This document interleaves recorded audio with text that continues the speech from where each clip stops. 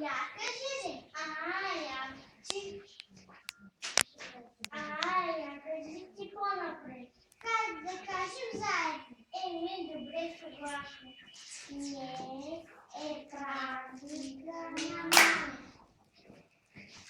Петьо, аз съм приготвила подарък за мама. И аз съм Само да знаеш какъв е. И аз съм приготвил подарък за мама. Покажи първо твоя и после и аз ще ти покажа моя.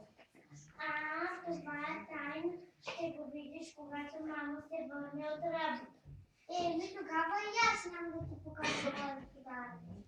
Часовникът вече бие 12. Мама скоро ще се върне. Аз отивам да си взема подарък.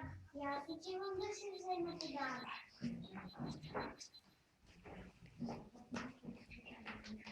Чули ме? И аз ги чух. Но нарочно се пречуват да заспава.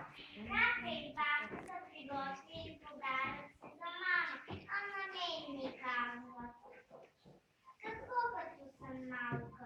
Искам да ме засраме пред мама. Но аз няма да ми се дам. И аз ще подаря подарък на мама. Но да изкупя светенца нямам парички. Те са в касичка, а ключете е от татко. Нечо, помогни ми. Какво да подаря на мама? Сетих. Снощи татко ми почете с лукунче. Аз си взех едно за днес. Него ще подаря. Има ми шарена картинка да го вия. Ей така. Деца, къде сте? Елате да ви видя. Идваме, мамичко. Ей сега. Добър ден. Днес май ще има богат обяд. Деца, знаете ли какъв ден е днес? Знаем, мамо. Днес е 8 март. Празника на жените от цял свят. Честит празник, мамо.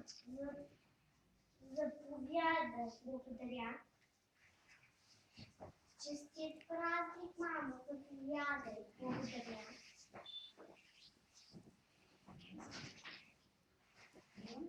Мила мамичко, приеми този малък подарък от мен, защото си сладка за твоите. Заповядай.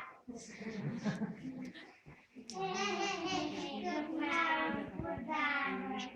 Деца, не забравяйте, че малките подаръци и големите равно радват майките.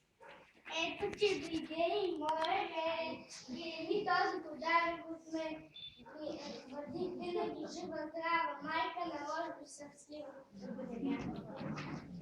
Аз не съм безкрайно щастлива. Денят е тъй слънчев и прекрасен. Нека усмихна радост да топли нашия дом. А сега ще ви прочета.